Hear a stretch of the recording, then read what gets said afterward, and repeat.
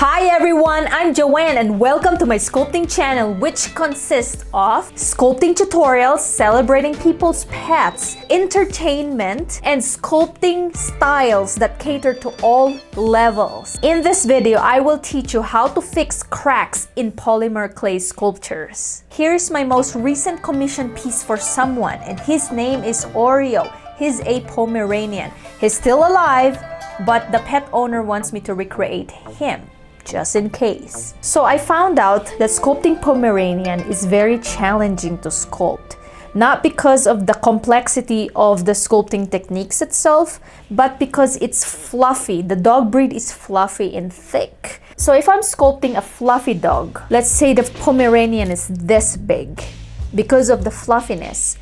When it translates to clay, it is also this big. Imagine that. Sculpting this for the first time, I have to learn how to shape the armature almost this big. When we're talking about, the hair, when we're talking about the bulge of the head or the forehead, I did not anticipate to be that bulky. When I created the armature, I thought it will be a lot smaller than this. And I realized the clay start to thicken.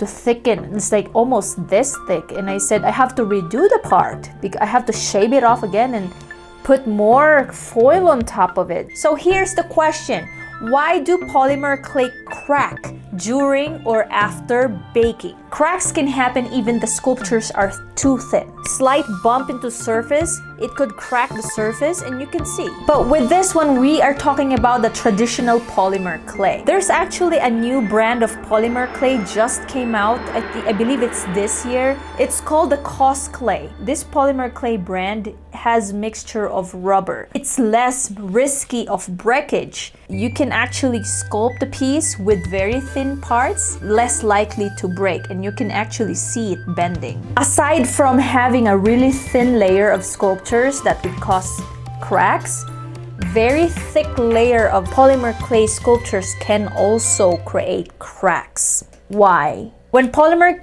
gets baked in the oven, it warms up. When a polymer clay warms up, it expands. Imagine the clay expanding. All right, there's an expansion going on, but once you're done baking the sculpture, and let's say 1 hour is done, its time is up, you turn off the oven. The outer layer of the polymer clay will start to cool off, but the inside of the sculpture is still warm. If you imagine it, the inside will keep expanding and expanding, or still continue to move there. It's still malleable, while the outer layer of the polymer clay starts to harden. It will start to shrink a little bit. So if the polymer clay inside keeps expanding and the outer layer is hardening, the outer layer will crack. It's unavoidable, could be preventable. This craft is not expecting you to be perfect. Polymer clay can be rebaked multiple times. So what other people do, they shape one part of the sculpture and then they bake it. And then after that, they add more and then they bake it. And then they add more and then they bake it. For me, I don't have that option to do because I'm in a time crunch.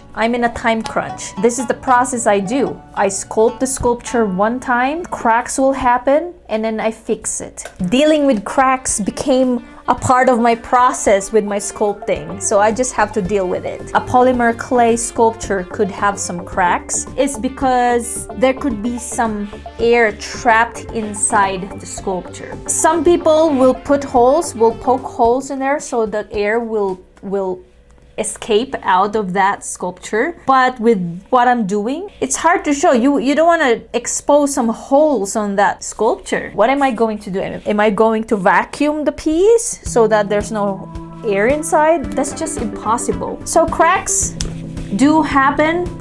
They're normal. Just let's think of this way. They're normal part of sculpting with polymer clay. And all we gotta do is learn how to deal with them.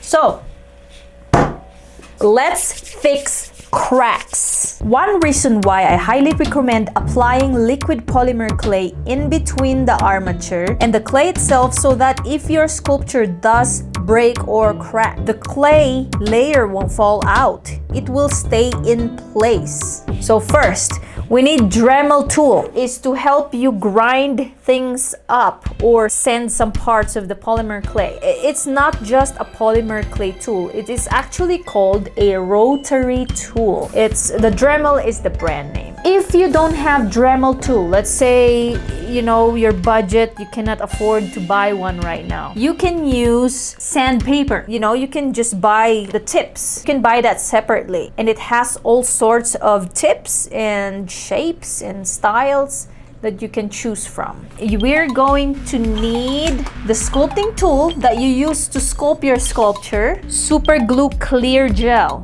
the one that's cyanoacrylate glue. It has to be the clear gel, okay? And a brush and baby oil to smoothen the surface out. You're gonna need the liquid clay, the liquid polymer clay. Mine, I put it in a syringe. Last but not the least is the actual clay, right?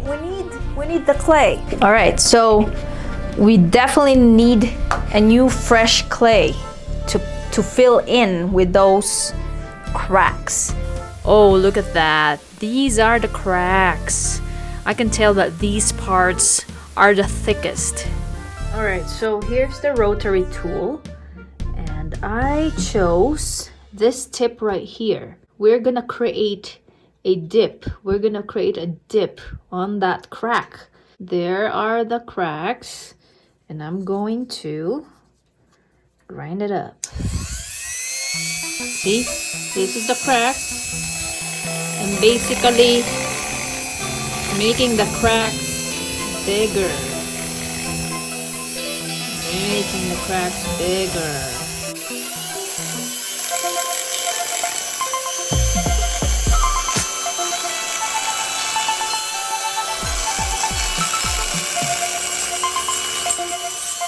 You're gonna fill it in with new clay. Next is I'm going to apply very little amount, minimal amount of super glue. Just a little. You never know. Those cracks are deep. And then I'm going to put the liquid clay on top of this. Liquid clay. This will help the uncured clay stick to the cured clay. Then, next thing to do is I'm going to apply fresh clay. Even just a little. Just like that. Okay, just along the line, along the cracks. Now we're going to press the clay to flatten it, especially the sides. You can use a sculpting tool doing this, but this one it's fine. It's okay with the fingers. All right, so now you don't see the cracks anymore. And then the next thing we'll do is we're going to resculpt the area, the parts. Basically, we're just going to resculpt that part. I'm gonna smoothen the surface with brush and baby oil. In order for the liquid polymer clay to take effect, it has to be baked in 30 minutes.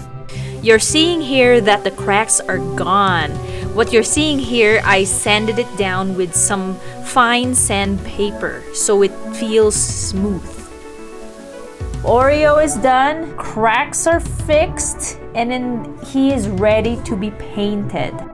Watch the full sculpting process video of this dog only on my channel. Please subscribe to my channel, click that subscribe button below and ring the bell so that it will notify you when my next video is gonna come out. Help me share my videos with your family and friends. On my next sculpting tutorial, I will teach you how to prevent cracks in your polymer clay sculpture.